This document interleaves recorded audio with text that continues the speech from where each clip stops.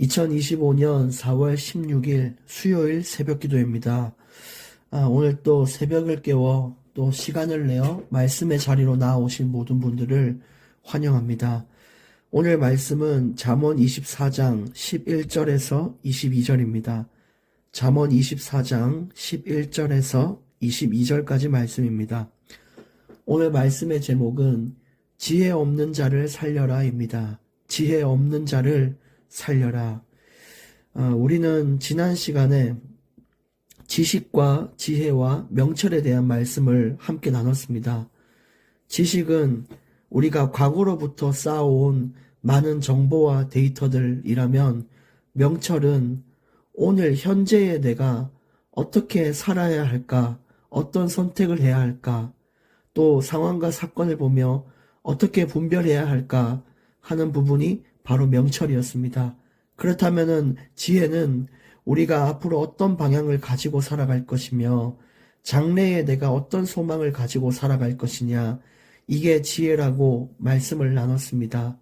그래서 우리는 지혜, 지식, 명철 이 세 가지를 가지고 살아갈 때 하나님 원하시는 바른 길, 의의 길을 걸어갈 수가 있는 것입니다. 그래서 계속해서 악인의 형통을 부러워하지 말라라고 말씀은 우리에게 교훈을 주고 있습니다. 우리 주변에 보면 믿지 않는데도 계속 잘 되는 사람들이 있어요. 우리보다 차도 좋고 집도 좋고 자녀들도 잘 되고 하는 것마다 다 잘 되는데 그 예수님은 믿지 않고 그런 사람들이 있죠.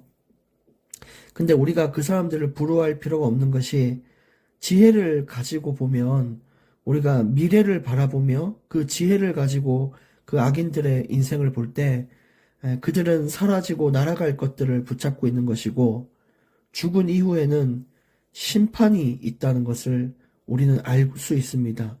그들이 희망 없는 미래를 살고 있다는 것을 우리는 볼 수 있습니다.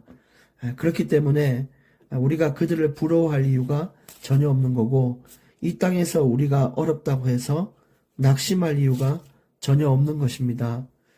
그래서 우리는 지혜라는 베이스를 가지고 거기에 과거로부터 쌓은 데이터, 그 지식을 가지고, 그러니까 이 지식은 뭐가 맞고 그른지를 우리가 봐왔던 그런 데이터들이죠. 그래서 이런 지혜와 지식들을 가지고 오늘 내가 어떻게 살 것이냐, 그게 명철인데 그 명철을 잘 가진 채로 살아가는 것이 중요합니다. 하나님 원하시는 길을 걸어가기 위해선 하나도 빠짐이 없어야 되는 것이죠. 그래서 여러분, 우리가 성경에는 순서를 쓸 때에도 의미가 담겨져 있습니다. 근데 성경에서 지혜를 가장 먼저 언급하고 있고 그 이후에 따라오는 것이 명철과 지식이었습니다. 그래서 우리 인생에서 가장 크게 바라보고 또 마음에 품어야 될 것은 지혜입니다. 지혜는 바로 우리 인생의 소망을 말합니다. 예수 그리스도의 보호하심과 인도하심, 또 그분이 주시는 성경의 말씀으로 가지고 우리가 살아가면서 승리하는 인생을 경험해 보는 것, 그 모든 것들이 지혜인데, 그 지혜가 가장 우리한테 중요하게 붙잡고 이제 그 위에 오늘을 살아갈 명철과 또 과거에 있었던 모든 지식을 분별하며 우리의 것으로 만들어가는 것, 그게 성경 잠언에서 말하는 중요한 우리 인생의 교훈이 되는 것입니다. 오늘 지금까지 얘기를 들어보면 지혜, 지식, 명철을 가지고 내 자신이 잘 될 거라는 이야기를 우리는 보고 있는 것입니다. 우리 보고 하나님이 너희들이 그거 가지고 잘해야 돼, 너희들 지식, 명철 그걸 가지고, 지식을 가지고 너희들 승리해야 돼, 이런 우리 스스로에게 하는 이야기를 지금까지 주셨는데, 오늘 11절부터는 이제 나만 잘 되는 거 말고 주변을 돌아보며 그들을 살릴 수 있는 인생이 되라고 말씀을 하고 계십니다. 지혜, 지식, 명철을 우리는 가지고 있기 때문에, 또 계속해서 성경 말씀을 통해 인생이 변화되어 나가고 있기 때문에 우리는 항상 위태롭지 않은 인생, 그러니까 하나님 가운데에 평안한 인생을 살아갈 수 있지만, 주변에 있는 지혜와 명철, 지식이 없는 이런 사람들은 사실상 죽어가는 인생과 같습니다. 근데 하나님께서는 그들을 내버려 두지 말고 도우라라고 성경 말씀에 우리에게 주신 것입니다.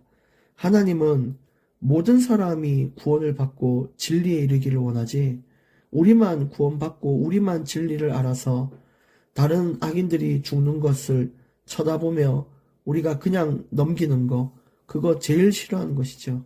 그러니까 우리도 하나님의 마음을 본받아서 우리의 주변 사람들까지도 주님의 그 구원과 그 진리를 깨달을 수 있도록 돕는 것, 그것이 우리 인생에서, 이 땅에서의 중요한 사역 중 하나입니다. 그래서 지금 우리 주변에 있는 사람들, 하나님이 주시는 지혜가 없고, 또 지혜가 없다 보니까 명철과 지식이 아무런 소용이 없는 상태가 되는데, 그런 것들 우리가 건져낼 수 있는 인생을 살아야 됩니다. 기도하시면서 답을 줄 그날이 언제일까 한번 고민해 보시고, 또 어떤 답을 줘야 할까 준비도 해 보시고, 또 그 마음을 간절하게 가지고 살아가야 할 것을 우리에게 이야기하고 계십니다.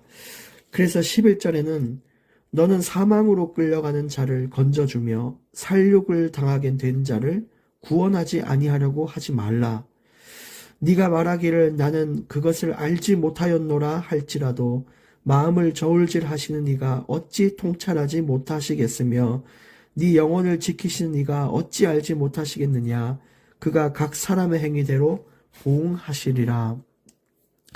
그래서 우리가 그 이웃들, 우리 주변 사람들에게 관심을 가지라는 겁니다.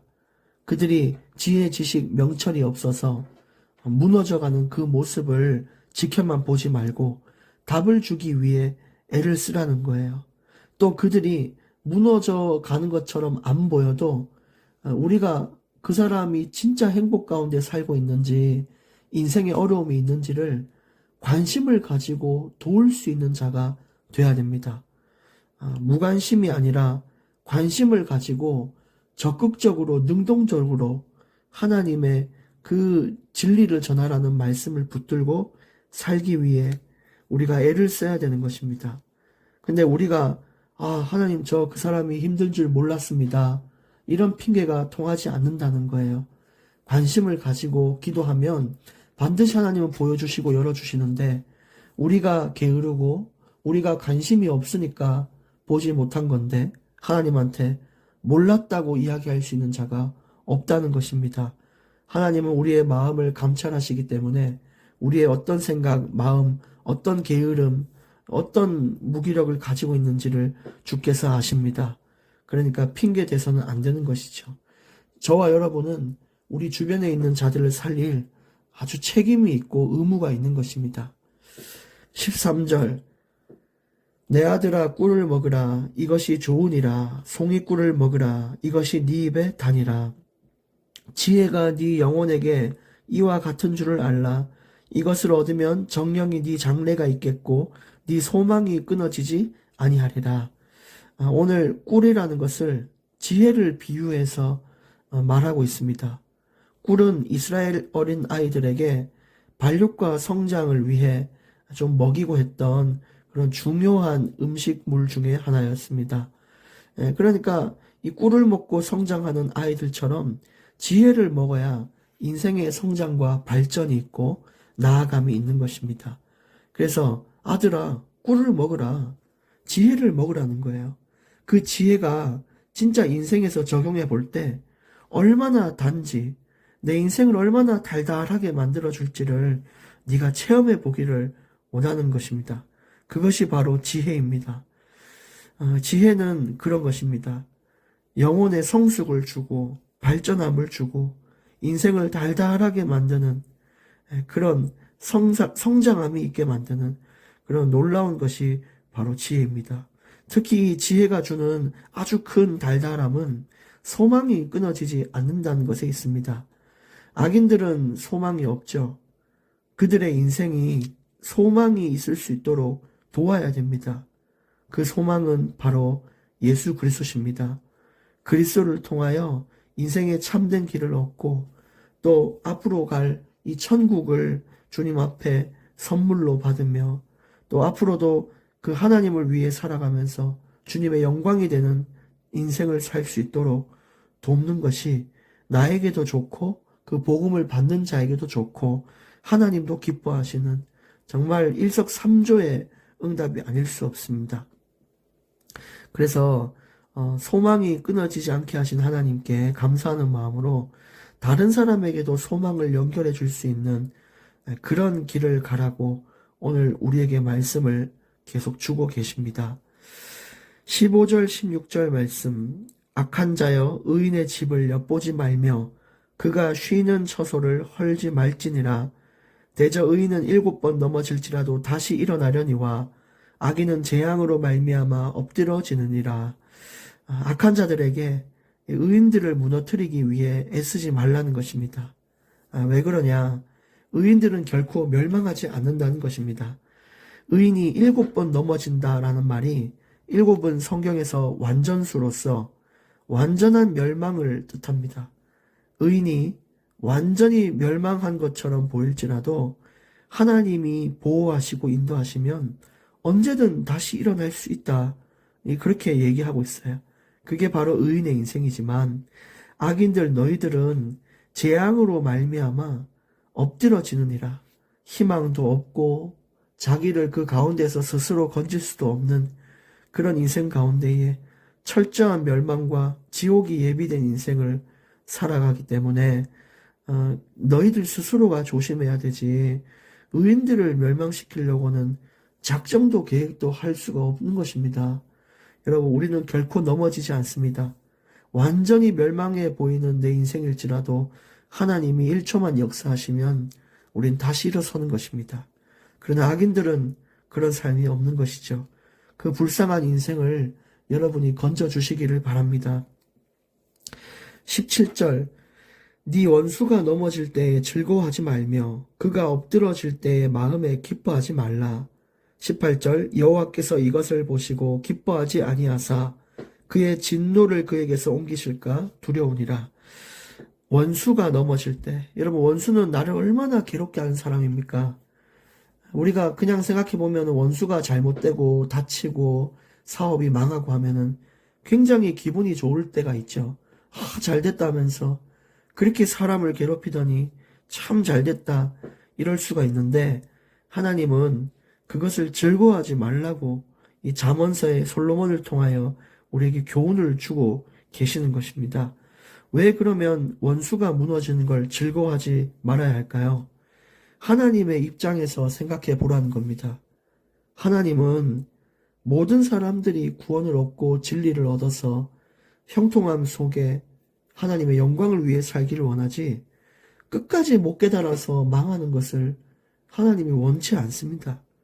그 모든 인간들은 하나님 형상으로 만들어졌기 때문에 하나님의 귀한 창조물인데 누가 멸망하는 것을 하나님은 기뻐하지 않으시는 것입니다.